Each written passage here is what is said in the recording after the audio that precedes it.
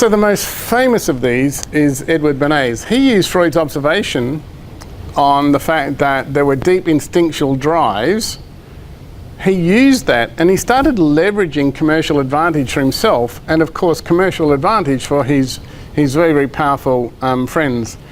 And he did this after reading Freud's book, A General Introduction to Psychoanalysis. Now, Europe at that stage was rejecting all of that, and society and the upper class, you know, they were really hanging it on poor old Sigmund Freud for yonks. And so Freud was never famous in Europe.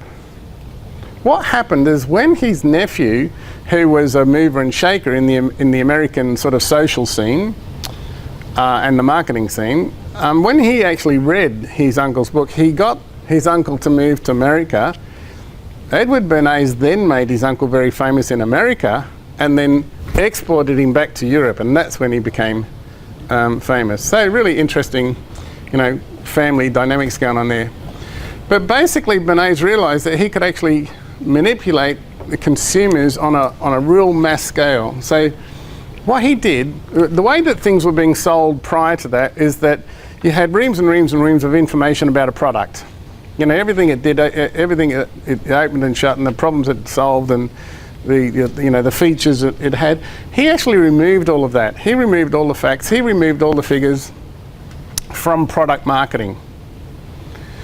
And then he inserted huge amounts of emotional text and emotional pictures and huge amounts of desire for a product. Prior to that, products were actually bought on a needs basis.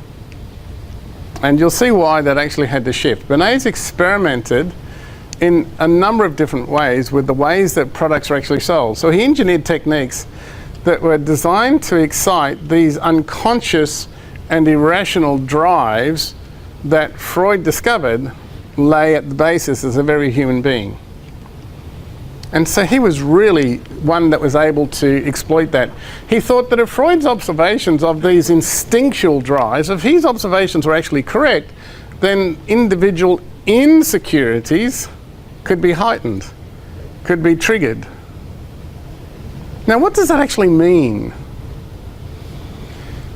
Hands up anybody in the room that knows somebody that thinks about or is in any way, shape or form concerned about what other people think about them. Okay? That's what individual insecurities mean. And as long as you are locked into that process, you can never achieve security, because you're always wondering about how to position yourself relative to what other people think about you. Therefore, you're never going to fit the mold, are you? Now you can be marketed to. Those insecurities with your hair, with your skin, with your nose, with your shoes, with your clothes, with your car, with your house, with whatever it is, those insecurities can actually be exploited to the max until you say, nah, you can't get me through that channel anymore. But whilst that channel remains open, you will always remain a consumer. Now that's going to affect self-esteem, it's going to affect just about every aspect of your life. Those insecurities could be transformed into buying motives. So because of these insecurities, because you're worried about what other people think about you, because you're worried about how you will be judged when you turn up to this meeting, the job, the whatever, then you're going to buy. You're going to buy a product or a service that promises to get rid of those insecurities. It never does.